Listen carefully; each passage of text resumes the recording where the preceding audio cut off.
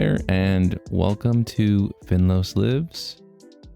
In this episode, I'm going to be returning to the conversation we were having in the last episode, which is about how we consume information, how we gain knowledge, and this time I'm going to be speaking much more specifically about the acquisition of knowledge, especially as it relates to journalism and true stories and trying to gain an actual understanding of the things that are happening in the world around us when it seems as if we're getting so many conflicting pieces of information, so many contrasting versions of stories. And it can be really frustrating because when we discuss what is happening in the world, there should be the truth. There should just be the reality of what it is that is happening. But of course, that is not how things get told.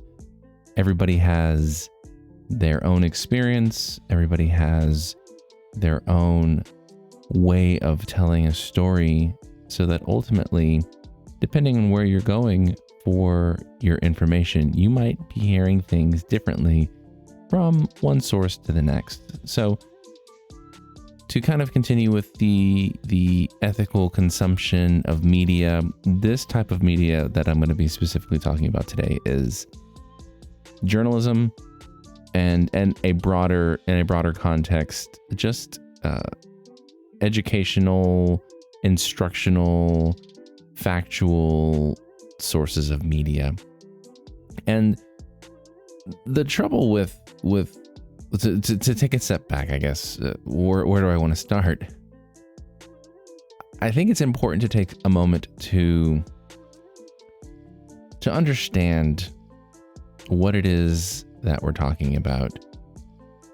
And all of this stems from communication and how it is that our cultures, our societies, our civilizations have become what they are because of humanity's very significant and special and powerful ability to communicate, to send and receive complex messages. This is not like, humans are not the only things in the universe or in the world or in nature that can do this, but to our understanding, to the extent that we have evidence, our language, our communication, our written or verbal means of exchanging ideas and information is one of the, if not the most complex that we're aware of.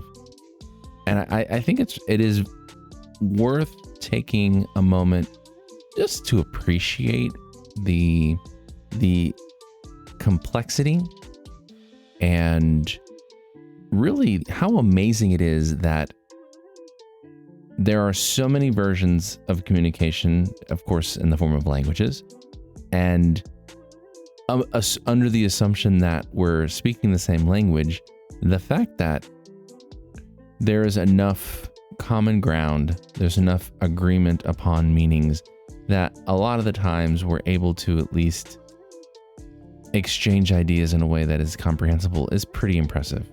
Because, I mean, it's a real challenge because all communication is an abstraction. At least for me, and I'm assuming for most people, telepathy, mind reading, those things are not here for us. So we require these complex systems of symbols, whether they be the verbal words that we're speaking out loud, the sounds that we shape into words, or the written languages that we use, which are visual representations of the same things. It's an abstraction. I think the word stop, I say the word stop, I spell the word stop, but those words are not exactly the idea that I have in my head. And the meaning of the word stop can change in context, depending on what the context is that it's being used. But there's enough of an understanding, and with the construction of sentences and complex ideas, that we can come to an understanding of what that word means in context. That we are able to communicate at all is truly amazing, because it means that there are groups of people who have agreed upon certain ideas to be represented by certain words with certain meaning in certain contexts. And I wonder how many people stop to consider just how complex language and communication are, just thinking about how many times I said certain in that last sentence, and that each time I used that word certain, it was a representation of an uncertainty in understanding. I mean, how many times in conversation do you say maybe, or it depends, or sometimes, or any other bit of qualifying language when you're trying to explain a concept to someone? And those qualifiers matter. Those qualifiers are the nuances of meaning and understanding. And so all of this really is to introduce a larger concept that I think it's important to grapple with when we consider knowledge acquisition, truth-telling, journalism, and the acquisition of information. And that's bias. And this is a word I think that gets used a lot. It gets thrown around a lot. It gets applied to things where I think that it carries a certain cachet, a certain amount of weight and significance that I don't know if it's really intended to mean what most people use it as. Because when we think about a bias or our biases are what change how each individual experiences and defines those qualifiers that I was just talking about. And so bias is what defines each individual's understanding of the world in which they exist. If each person has their own experience and their own qualifiers to meaning, it really is a wonder that we have been able to live in collective groups to the degree of success that we have. And of course, how you or I define success is very highly qualified based upon our experiences, our beliefs, our cultures, and our identities. And so bias is our individual collection of experiences shaping how we understand what it is that we're trying to say. It's those uncertainties, those maybes or what ifs that I was talking about before. But we use the word bias to say that something is fair, or that something is balanced, or that something is neutral, right? We want our news sources to be unbiased. We want our journalists to be unbiased. We want our teachers to be unbiased in how they teach. And I think it's unreasonable to expect that. And also, I think it's impossible, more significantly. That's not to say that people can approach information in a truthful way, because things can be true and accurate, but still have bias. Because from the basic understanding of communication, the words that I use to describe something, an event, a happening, an occurrence, a situation, are not going to be the same words that someone else might use to describe the exact same thing. And right from the jump, right from the go, right from the moment of internal memorization of the situation and converting that memory into a narrative story, how we shape it introduces bias from the very beginning. What words are we going to choose to describe this? What details are we going to emphasize? What aspects or significance of the events are we going to highlight or portray as more significant or less significant?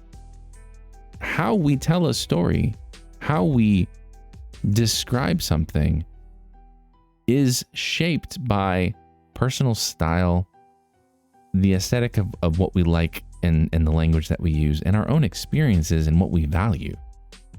So right from the start, to say that something is unbiased when we're talking about how we convey an idea, it can't be. It can't be, because language is abstract. And we have to choose the words that we use to describe things. So what do we do then? Right? Because it gets more complex. Not only are we then going to choose to listen to the people whose narrative style matches our own sense of aesthetic pleasure with words, how a source of information curates which stories are told, which order they're told in, how they are interrelated to each other, that is a layer of bias, right? Which story gets on the front page, or which story gets told first at the start of the newscast, or which stories get told with graphics versus which get told with no images, which have color, which don't, which story gets 3 minutes versus 10 seconds, the order in which the story gets told. All of these decisions, each time someone has to make a choice about how that piece of information is being conveyed, the way it's being conveyed, how it's being conveyed, when it's being conveyed. All of those introduce biases. So again, it feels as if what I'm saying is that it's impossible really to know anything, because everything is subjective. The words that we choose are subjective. The language itself is subjective, because we're only creating a simulation of what happened in symbols. And that's true. It's never going to be perfect. So how do we combat this? And the solutions are pretty straightforward. Don't depend on a single source, because that's just not good. Nobody's going to get it right all the time. The most experienced writers, journalists, storytellers are going to make mistakes, are going to describe something in a way that felt right but is not accurate. And so when you expose yourself to multiple versions of the same events, you'll become sensitive to the nuances of how those situations are described, and you'll find the commonalities. You'll find this person told this person told this person told the same thing. That must be the part that is consistent and mostly accurate. But how many people were there might have shifted. The things that the people were saying or how they said them might be shifting. So you look for the consistencies among multiple sources to find the truth, because consistency is important. And I do find this interesting. And I think this is one of the real negative consequences of the ease of access to information via the internet. I think that there was a time, and I can remember it, like Evan and I were just talking about how we were considering the generations and how now there's all this talk of the millennials and the zennials and blah, blah, blah, blah, blah, whatever.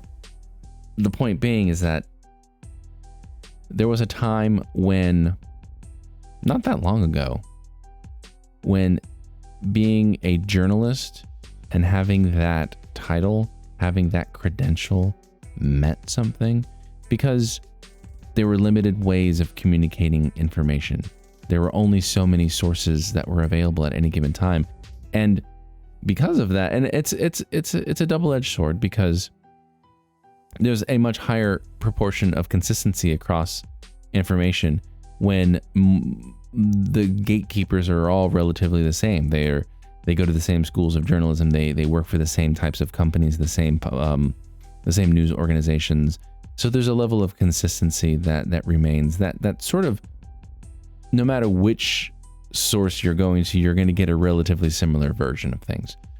But now that information is democratized in the sense that anybody can publish what they see and interpret what they see, because journalism does require a certain degree of interpretation of events, because not everybody's an expert in what they're seeing. Not everybody was an eyewitness to what was going on. So it requires a degree of narration and a degree of interpretation to really get what's happening. Not everybody is skilled at that.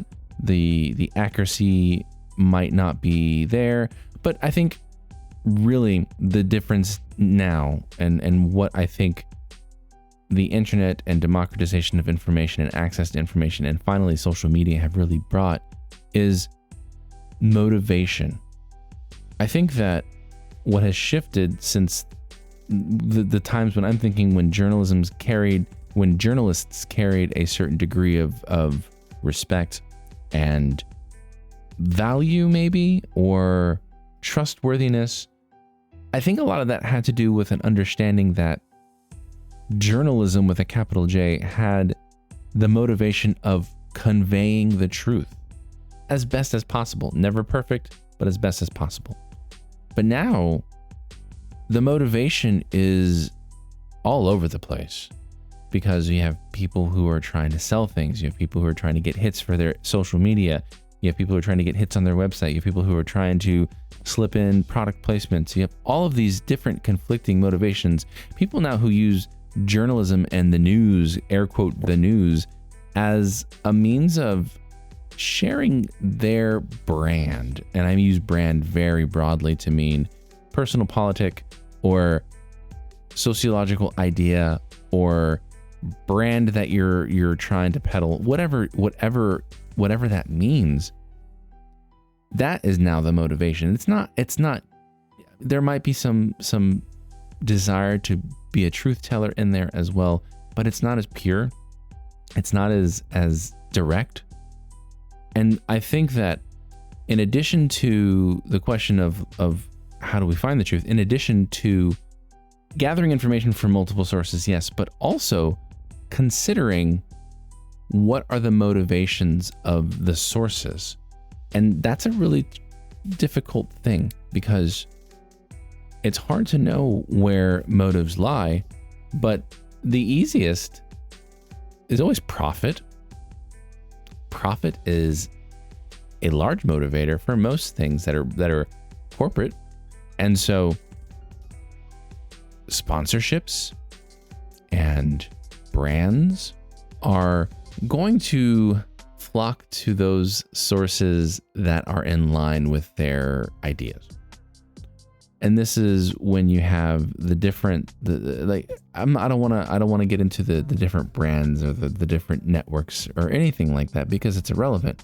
But there is an overlap of ideologies with brands, and knowing where those are and what those lines are is a huge tell for what the bias is that is being portrayed. You can look at all of any of the major networks, hear the same basic story across all of them, but what gets emphasized is going to be largely dependent upon who the audience is, because the audience wants to hear something that is in line with what they think, and who the sponsors are, because the sponsors, more importantly, as the underwriters of that programming, want to hear something that's in line with what they think. And I think that's a huge conflict. And this has always been there. This has always been part of corporate broadcast, news broadcast, brand broadcast, whatever you want to call it, because those have always been sponsor driven. Just look at who the underwriters are and you can get an idea of where the bias is, and you can read the information and get a version of the truth, but you'll understand how that truth might be shaped and to what intent and for what goal. Because ultimately what we're trying to come to an understanding is that everything is biased. Everything is being shaped to manipulate the audience to think a certain way or to behave a certain way in order to benefit those sponsors. And it's really easy to become cynical and to become untrusting, and then to start to fall into the trap of, I don't even know if it's a trap. I guess it's a kind of a rational response, but it's a dangerous one, of not trusting anything that you hear or that you read or that you see, because I think that that's an extreme. I think that that's not trusting anything is just as extreme as trusting everything, because you have to be able to, I have to be able to look at multiple sources and layer them and find the meaning there and find the truth there, and to discern who the sources are, where are they being vetted, how are they being vetted, who are the corporate underwriters, and what are they trying to get me to buy. And it's complex and it's exhausting, and it takes a lot of work and mental labor to sort of piece together what truth is. And ultimately, even that is a bias. What is truth to me, for me? So I don't know. I think it's a very difficult question. I think I want to say that I have a fairly good grasp of what's going on, because I read a lot of journalism, a lot of writing by journalists. And I think people tend to get a better result when they're not just relying upon television or video. I think that reading the news and reading information and reading research and reading the text-based information tends to be more reliable, because there's a certain amount of effort that goes into it that I think weeds out a lot of the bogus places because of that work that's necessary. Although, as everybody's pulling and talking about now, AI is kind of mess that up a little bit, I think. But again, I think that that the written word helps a lot. The other thing that gets thrown around a lot, in addition to bias, or being unbiased, which again, impossible. But another thing that gets thrown around is this idea of propaganda. And again, everything is biased, because ultimately all writing is a form of persuasion, because even to get you to read or to listen to something has to be able to attract you and to keep you engaged, which requires persuasive techniques. I do think it's a simplistic, I think, let me not say simplistic. I think propaganda gets used, again, a lot in a lot of ways where it shouldn't. I think that most people are trying to convince people of something, and I think that that's fine. I think that what distinguishes a bias and a biased piece of information from propaganda is that I think if you're careful and if you're cautious, you can kind of see what people are trying to do, and it's not even a secret. Like, that's fine. Propaganda is willfully misleading. That's actively doing harm. And I think it could be argued that most journalism actually is propaganda. Even good journalism is propaganda, because it is actively doing work to get the audience to see a version of reality that hews to a certain set of perspectives or ideas. Like, if you look at, and Eva was really just making this comment a couple days ago. Like, if you look at the news, any newscast, the vast majority of it is going to be conflict driven and bad, like what we would call bad news, natural disasters, accidents, wars, conflicts, arguments, fights, politics, all of that. But there's always going to end with that happy story. And what the happy story is that gets emphasized is usually, there's not very many categories. It's going to celebrate a victory of a sport, maybe, or an underdog story, or a child finding success, or some unknown brand getting a corporate sponsorship which makes them successful, or a police officer in XYZ town doing XYZ great thing, or a firefighter rescuing the puppy dog from the burning apartment, whatever that story is. But when you think about it, yes, it's happy news, it's good news, the flowers are blooming, this year's crops are great.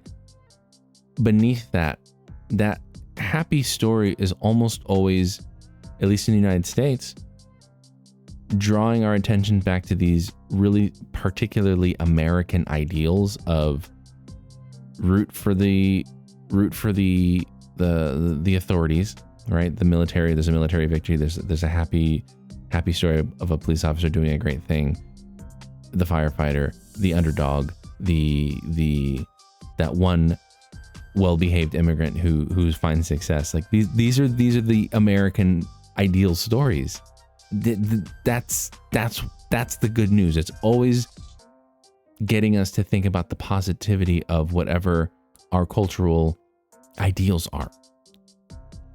And that is kind of propaganda. That is kind of getting us to want to achieve that same sort of idea. And it's not even that it's bad. I'm saying that's not that it's bad, but I just think it's interesting because it is misleading. There are many other stories that can be told. And again, all of this is to just discuss this idea that information is soft and truth is very flexible.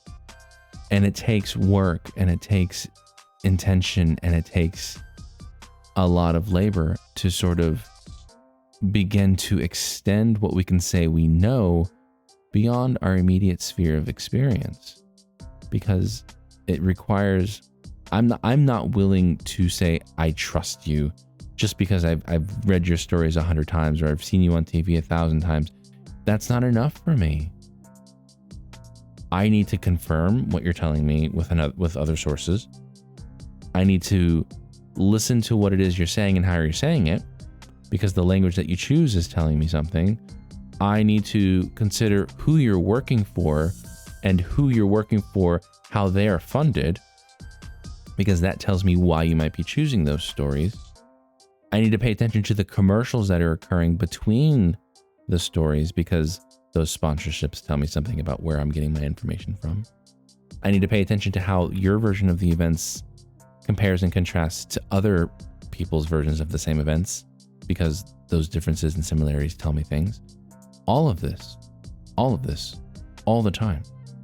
It's important because having an idea is how we begin to build our lives. We have to have things that we can say are real in order to function. So, I don't know. I don't think I'm offering a lot of hope or practical truth bombs here. I think most people kind of get this. But what I am saying is, do the work. You've got to do the work. That's it for this episode. I'm going to make it a short one. If you found anything that I said interesting, if you have something you'd like to contribute or add, if you have any questions or comments, by all means, please contact me on social media, or you can send an email to finlos@finloslives.com, or you can go to finloslives.com and leave me a voice message on the SpeakPipe app. That's it for this conversation. Thanks for joining me.